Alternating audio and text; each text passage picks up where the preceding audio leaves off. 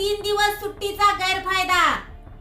पालिकेचे अतिक्रमण हटाव मोहीम सुरू असताना एकीकडे मनाई असलेल्या ठिकाणी फ्लेक्स झळकू लागले, तर परप्रांतीयांचे हातगाडे, भर रस्त्यावर काही खाद्यपदार्थ विक्रेत्यांची मनमानी। कितीही ट्रॉफिक होऊ दे, आम्हाला आमच्या धंद्याशी मतलब।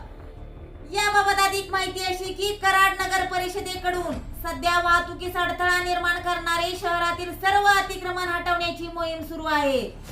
यामध्ये कृष्णा नाका ते बस स्थानक, कोल्हापूर नाका, दत्त चौक, कारवे नाका, मेन रोड अशा बऱ्याच ठिकाणची अतिक्रमण पालिकेकडून काढण्यात आली आहेत। परंतु सलग 3 दिवस शासकीय सुट्टी लागल्याने अतिक्रमण हटाव मोहीम झाली नाही। याचाच गैरफायदा घेत की काय एकीकडे अतिक्रमण हटाव मोहीम सुरू असताना मनाई असलेल्या ठिकाणी लावलेल्या शिवसेनेच्या एका महिला पदाधिकाऱ्याच्या वाढदिवसाचा फ्लेक्स बोर्ड पालिकेकडून हटवण्यात आला, पण त्याच ठिकाणी सलग पडलेल्या सुट्टीचा गैरफायदा घेत की काय दुसरा फ्लेक्स बोर्ड झळकू लागला। विशेष म्हणजे पालिकेने या ठिकाणी जाहिरात फ्लेक्स बोर्ड लावण्यास मनाई असल्याचे फलक लावले आहे।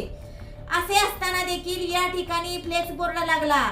तसेच शहरात ठिकठिकाणी फ्लेक्स बोर्ड झळकू लागले। अगदी मेन रोडला गजबजलेल्या ठिकाणी देखील यातील एकाही फ्लेक्स बोर्ड वरती कोणत्याही प्रकारचा परवान्याचा उल्लेख नाही।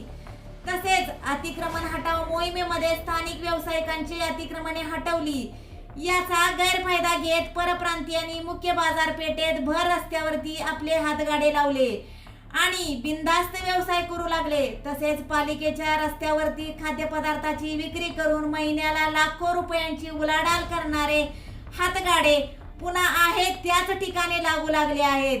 पण यांचा तोरा काही वेगळाच आहे। यांना वाहतूक कोंडीशी काही देणे घेणे नाही। आपल्या हातगाड्यासमोर कोणी पण कशी पण आडवी तिडवी गाडी लावू दे, आपल्याला फक्त ग्राहकांशी आणि पैशाशी मतलब।